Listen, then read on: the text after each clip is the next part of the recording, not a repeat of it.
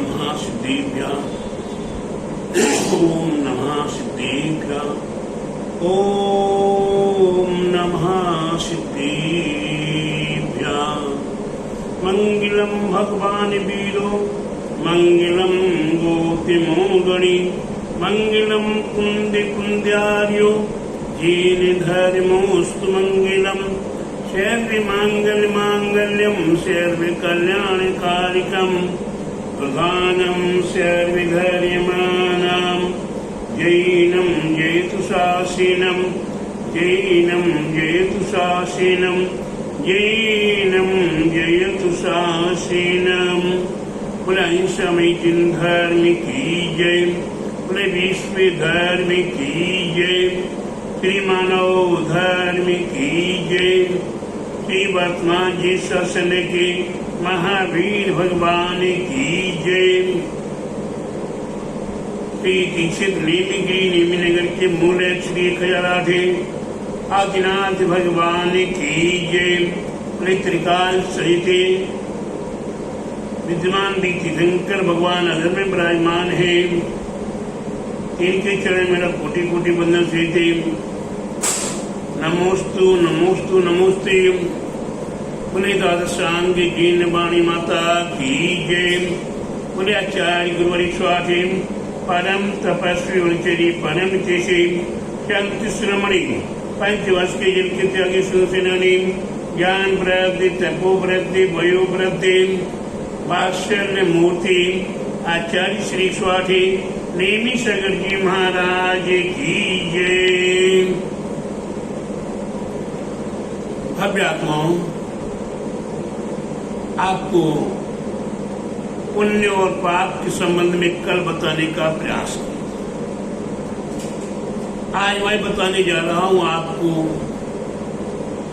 कब किस समय और कौन सा कार्य करना चाहिए।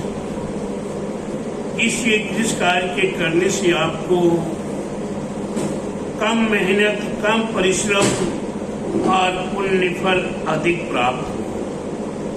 ऐसी शुभ भावनाओं के साथ हमें हमारे जीवन में हमारे पूर्वाचार्यों ने पुण्य कमाने के लिए 7 आवश्यक बताए हैं। वे 7 आवश्यक कौन कौन से हैं? दीप पूजा, गुरु उपासना, स्वाध्याय, संयम, तप और दान। ये 6 आवश्यक हमारे जीवन में हमें बताए गए हैं। हमें प्रातःकाल ब्रह्म मुहूर्त में उठना चाहिए। उठते ही जिनेन्द्र भगवान के नाम का स्मरण करना चाहिए। फिर इसके उपरांत हमें अपने नित्य नियम क्रियाएं करना चाहिए। नित्य नियम करने के उपरांत नित्य क्रियाओं को करने के बाद स्नान आदि पवित्र वस्त्र पहन कर हो सके तो उस समय पंच नमस्कार महामंत्र का ध्यान सामयिक के रूप में करना चाहिए। फिर इसके उपरांत सूर्य उदय होते जिनेन्द्र भगवान की जिन भक्ति के लिए हमें अष्ट द्रव्य आदि तैयार करना चाहिए। अष्ट द्रव्य तैयार करके जिनेन्द्र भगवान का पवित्र जल से प्राशुभ जल से हमें अभिषेक शांति धारा करना चाहिए। अभिषेक शांति धारा करके भगवान का मार्जन करें, पुनः भगवान को यथा स्थान पर वेदी में सिंहासन पर विराजमान करना चाहिए। भगवान को विराजमान करने के उपरांत फिर क्षमा याचना करके एक अर्घ्य भगवान के चरणों में चढ़ा देना चाहिए। और फिर इसके उपरांत हम विनय पाठ से लेकर पंच नमस्कार महामंत्र से लेकर हम धीरे धीरे सृष्टि मंगल आदि करते हुए रीतिधारी महामुनिराजों को याद करते हुए 23 तीर्थंकरों को याद करते हुए हम पूजा के विधि विधान करें, नित्य नियम करें और उसके उपरांत जिनेन्द्र भगवान के जिनालय में जो मूल्य के जिनेन्द्र भगवान विराजमान हैं, उन जिनेन्द्र भगवान की हमें कम से कम एक पूजा करना अनिवार्य, एक पूजा नित्य नियम पूजा करना चाहिए। और नित्य नियम पूजा करके जिसे कहते हैं देवसाद गुरु की पूजा। देवसाद गुरु की अलग अलग भी पूजा है, देवसाद गुरु की समुच्चय पूजा भी है, देवसाद गुरु के विद्वान भी तीर्थंकर और अनंत भगवान की भी पूजा है। आप ये भी उचित समझे, अवश्य पूजा करें देवसाद गुरु की, क्योंकि देवसाद गुरु के बगैर हमारा जीवन आगे नहीं बढ़ सकता है। इसके उपरांत फिर हम चाहे आदिनाथ की पूजा करें, चाहे पार्श्वनाथ की करें, चाहे महावीर की करें और चाहे शांतिनाथ या जो भी क्रम से हम पूजा करें। और अंत में मूल भगवान, जैसे नोएडा में भगवान महावीर स्वामी मूल विराजमान, तो उनकी अंत में महावीर भगवान की पूजा करें। फिर इसकी उपरांत विसर्जन, शांति पाठ, महाआर्घ्य। इस महाआर्घ्य में संपूर्ण हमारे पंच परमेश्वरी रत्नत्रय, 16 कर्ण भवन, रसलक्षण धर्म, रत्नत्रय आदि को याद करते हुए और फिर अपने सिद्ध क्षेत्र, अक्षय क्षेत्र को याद करते हुए और उसके उपरांत शक्ति ऋषियों का स्मरण करें, महाआर्घ्य चढ़ाते हैं। और इस प्रकार से अर्घ्य चढ़ा के फिर विसर्जन पाठ, शांति पाठ, जिनेन्द्र भगवान की आरती, फिर 3 प्रदक्षिणा। इस प्रकार से जो हम करते हैं तो हमें वास्तव में असंख्यात गुना पुण्य अवश्य प्राप्त होता है। हम अगर कहीं शुद्धता के साथ नहीं हैं, शुद्ध वस्त्र आदि नहीं पहने हैं और हम इस प्रकार की विधि करना चाहें तो हम जिनेन्द्र भगवान का अभिषेक तो कर ही नहीं सकते, जिनेन्द्र भगवान की शांति धारण नहीं कर सकते, जिनेन्द्र भगवान का स्पर्श भी नहीं कर सकते, जिनेन्द्र भगवान के गर्भगृह में भी प्रवेश नहीं कर सकते। तो प्यारे बंधु, शुद्ध वस्त्र पहनना शुद्धि का विशेष महत्व है। अन्यथा अगर हमने शुद्ध वस्त्र नहीं पहने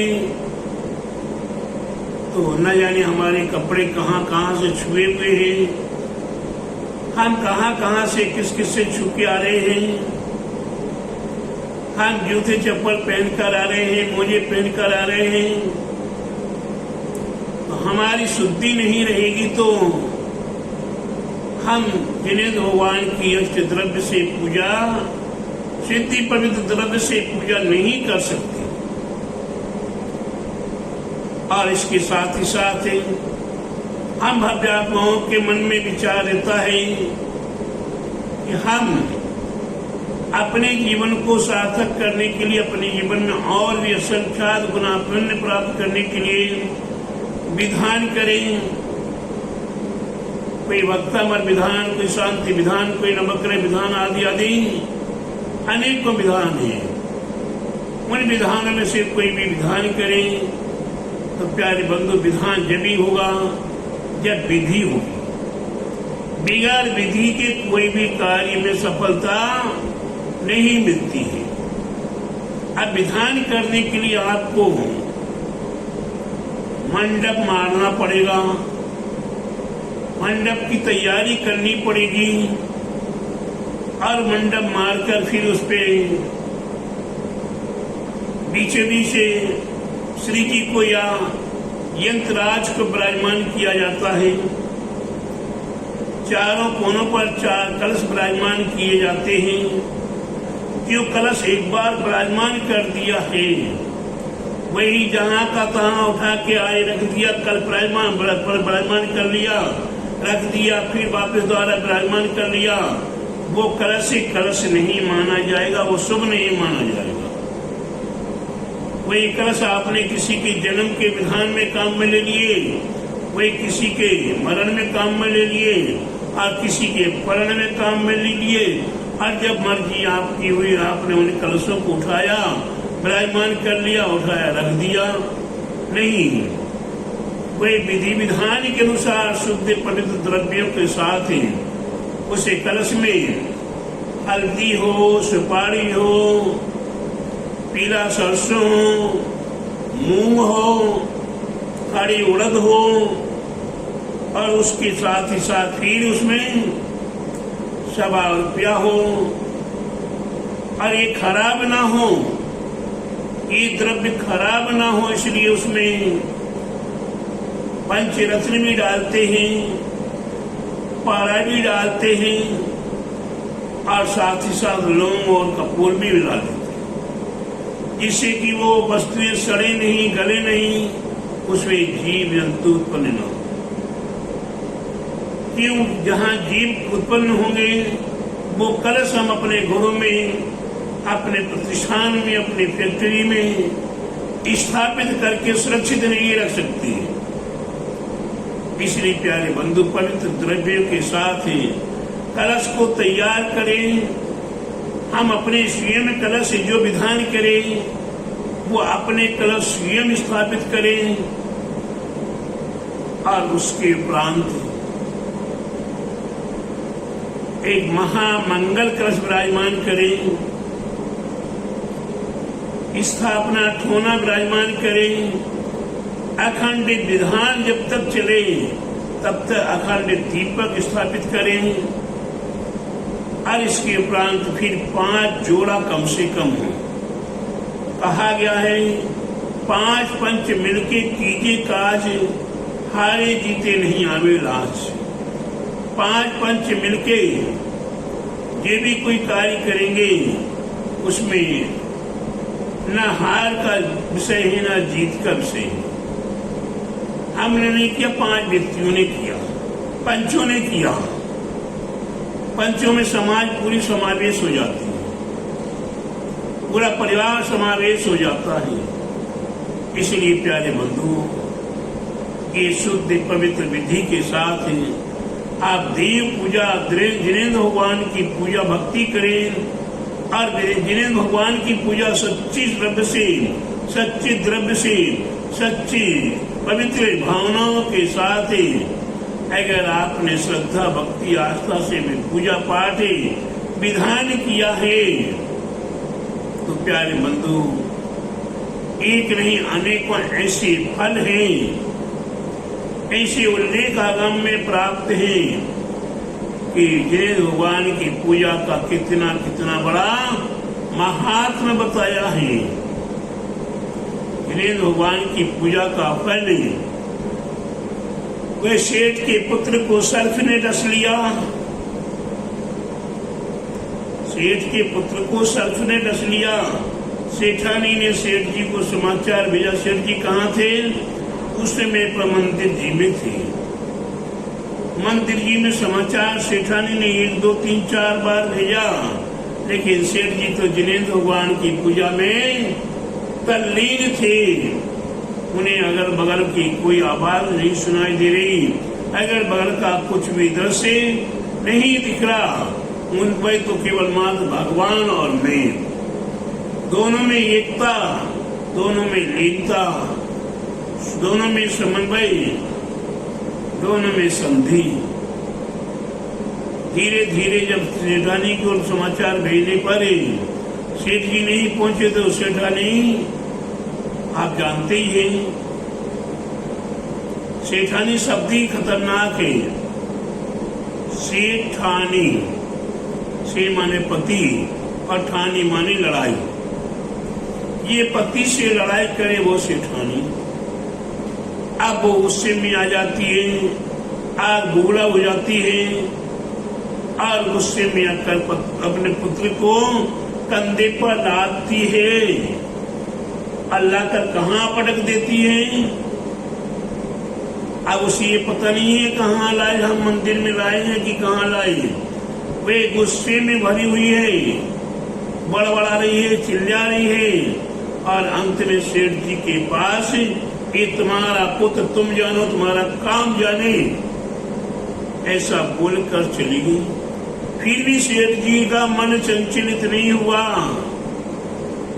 सेठ जी का मन भगवान की भक्ति में लीन है। सेठानी चली गई, पुत्र पड़ा रहा। जैसे सेठ जी का जब पूजा समाप्त होता है, विसर्जन पाठ करते हैं, शांति पाठ करते हैं।